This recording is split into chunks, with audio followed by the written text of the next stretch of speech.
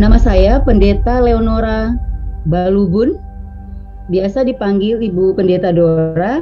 Sehari-hari saya bekerja sebagai pendeta di Gereja Kristen Injili di Tanah Papua. Saya diberi tanggung jawab sebagai Kepala Bidang Keadilan, Perdamaian, dan Keutuhan Ciptaan.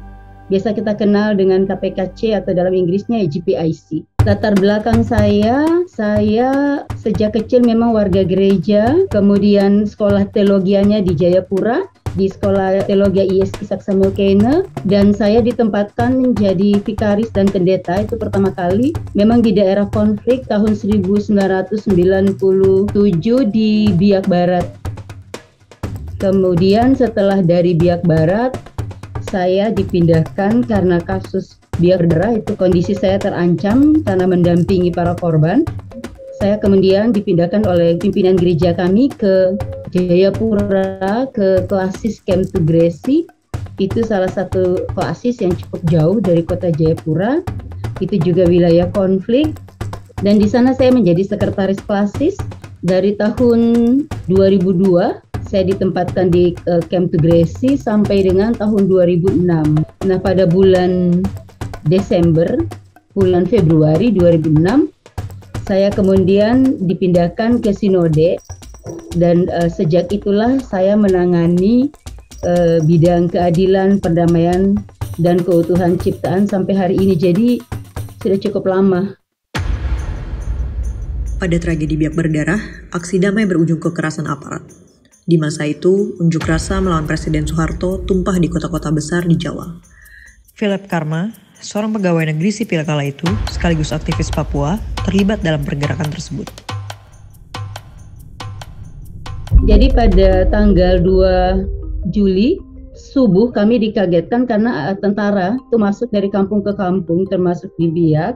Pada waktu saya ke depan, ke tempat di mana ada kepala kampung, ternyata di sana semua masyarakat sudah terkumpul, dan masyarakat Biak itu diminta semua laki-laki harus pergi ke kota untuk berhadapan dengan kelompok yang mengibarkan bendera bintang kejora.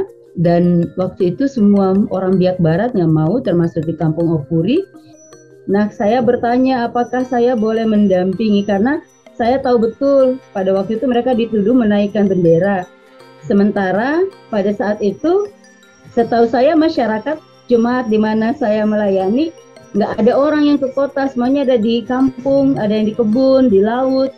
Karena itu saya pikir sayalah orang yang berpendidikan, yang kemudian bisa mengatakan kepada banyak pihak, kepada tentara, bahwa masyarakat kami tidak terlibat. Ternyata pada waktu saya dikumpulkan di lapangan di ibu kota distrik di Yomdori, kurang lebih ada 19 atau 20 kampung, semuanya itu sudah ada di lapangan dan semuanya laki-laki dan saya sendiri perempuan, dan mereka kaget karena kok ada perempuan. Jadi Dan Ramilnya menanyakan, itu siapa? Katanya itu pendeta. Nah, saya diminta untuk tidak boleh ikut, dipanggil oleh Dan Ramil karena ini akan ada konflik. Nah, pernyataan Dan Ramil bahwa akan ada konflik dan orang Papua akan berhadapan dengan orang Papua. Jadi saya diminta untuk tidak ikut, tapi saya memaksakan untuk harus ikut. Dan informasinya itu nyampe ke kota Biak bahwa dari Biak Barat itu ada nanti pendeta yang mendampingi. Karena itu kami diarahkan ke DPR, tidak ke konflik, dan diminta kalau ada pendeta di sini tolong berdoa seperti itu. Pada 2 Juli 98, Philip berorasi di bawah menara air belakang Puskesmas Biak Kota. Bendera bintang kejora dikibarkan di sana. Masa aksi menyampaikan ekspresi politik mereka secara damai dan tidak bersenjata. Hari Sabtu saya rapat dan majelis jemaat, saya bilang kita tidak boleh ada yang pergi kalau kita tidak memutuskan di gereja, karena tentaranya datang lagi dan semua laki-laki harus membawa alat-alat tajam. Saya mengungkapkan bahwa ini hari Minggu, kita ibadah dulu. Setelah ibadah, saya menyampaikan kepada Dandramil, kepada tentara yang datang dan kepala kampung, bahwa ini hari Minggu dan ini budaya orang Biak. Kalau hari Minggu tidak boleh melakukan apa-apa, sepenuhnya itu dilakukan di gereja. Dan ternyata memang kami nggak di sana.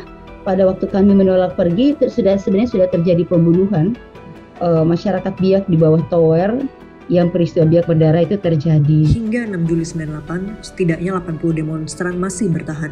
Dini hari, jam setengah 4 pagi, aparat menembakkan peluru ke udara, menyisir perkampungan sekitar menara, dan mulai menembaki warga. Menurut laporan Elsam Papua, dalam peristiwa ini setidaknya 8 orang meninggal dunia, 3 hilang, 4 luka berat, 33 luka ringan, 50 orang ditahan sewenang-wenang. Laporan yang sama menyebut 32 mayat ditemukan di sekitar perairan Biak. Kemudian saya menjadi tidak aman karena saya selalu dicari, tiap malam harus pindah dari satu rumah ke rumah yang lain, dan kemudian karena kondisi keamanan saya harus dipindahkan pada tahun 2002. Philip menduga lebih dari 100 pengunjuk rasa tewas dan dikuburkan di pulau-pulau terdekat.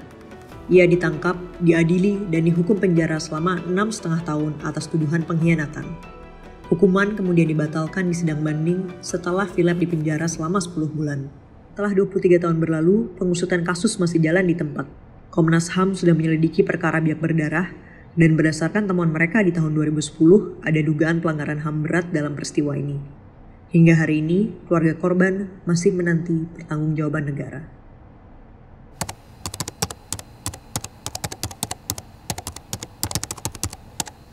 Hal yang pertama adalah tidak ada kesempatan untuk mengemukakan pendapat. Tiap kali ada orang Papua yang berkumpul bersama-sama, itu pasti dicurigai bahwa sedang membahas sesuatu, dan kemanapun kita pergi kita selalu diawasi, apalagi orang asli Papua. Kemudian yang berikut, orang Papua juga tidak mendapatkan hak untuk mempertahankan apa yang menjadi miliknya. Nah, saya memberikan contoh, kalau di daerah di Papua dia memiliki kekayaan alam yang melimpah seperti emas, minyak, atau lahan yang besar yang bisa dijadikan sawit, maka dengan peraturan pemerintah itu bisa langsung dapat dikelola tanpa membicarakan dengan para pemilik tanah, pemilik hak ulayat, masyarakat adat. Kemudian perlindungan kehidupan dari orang asli Papua sendiri. Orang Papua seperti kapan saja, di mana saja, dan banyak peristiwa yang terjadi di Papua hari ini. Kalau mau ditembaki ya ditembaki, kalau mau ditangkap ya ditangkap. Jadi hak pemenuhan hidup mereka. Stigma ini menjadi salah satu alat sebenarnya yang digunakan untuk semakin merendahkan, tetapi juga membuat orang Papua menjadi terintimidasi ya. Jadi bukan hanya orang Papua, lembaga gereja pun, lembaga agama, lembaga adat, kalau dia berbicara soal kebenaran pasti dia distigma. Saya ingat pada peristiwa AB berdarah 2006 bulan Maret, pada waktu itu gereja-gereja di Papua, kami melakukan pendampingan kepada para korban yang berdemo di AB. Nah, gereja-gereja yang kemudian melakukan pendampingan, penguatan, itu dilaporkan oleh salah satu sekretaris PGI waktu itu, bahwa gereja-gereja di Papua, secara khusus GKI, itu gereja separatis. Padahal kan tidak seperti itu. Kemudian, masyarakat adat dianggap bodoh, terbelakang, kemudian dianggap OPM, dianggap banyaklah stigma-stigma yang diberikan kepada orang Papua yang sebenarnya adalah cara untuk menjatuhkan. Yang pertama, berdoa. Berdoa itu memang cara yang paling tepat karena kita membawa pergumulan dan persoalan kita kepada Tuhan. Yang kedua, saya memang hampir tidak punya waktu untuk bersenang-senang ya, karena memang ada begitu banyak masalah di Papua. Tapi yang paling penting, kalau setiap kali saya sudah pulang ke rumah, maka semua masalah yang ada di kantor, sekalipun ada penembakan dan sebagainya, saya tidak mau membahasnya di rumah. Itu tidak dibawa ke rumah karena itu bisa jadi masalah juga kalau dibawa ke rumah.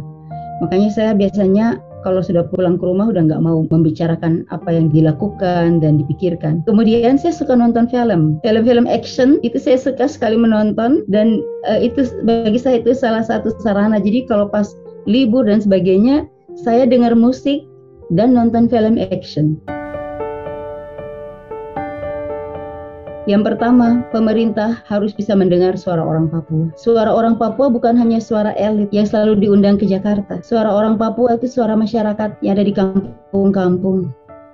Yang kedua, pemerintah harus mau berdialog. Dialog itu bukan sesuatu yang terlalu berat. Dan kita ngobrol lah ceritanya kan. Pemerintah tahu dari masyarakat apa sih yang kamu mau. Dialog itu menjadi penting sehingga pemerintah juga tahu bagaimana membangun Papua yang tepat sesuai dengan apa yang diharapkan oleh masyarakat Papua. Sehingga dengan suara kami didengar, ini bisa menolong pemerintah untuk kemudian merancangkan pembangunan seperti apa yang tepat dan sangat dibutuhkan oleh Papua hari ini dan oleh orang Papua hari ini untuk Papua yang lebih baik.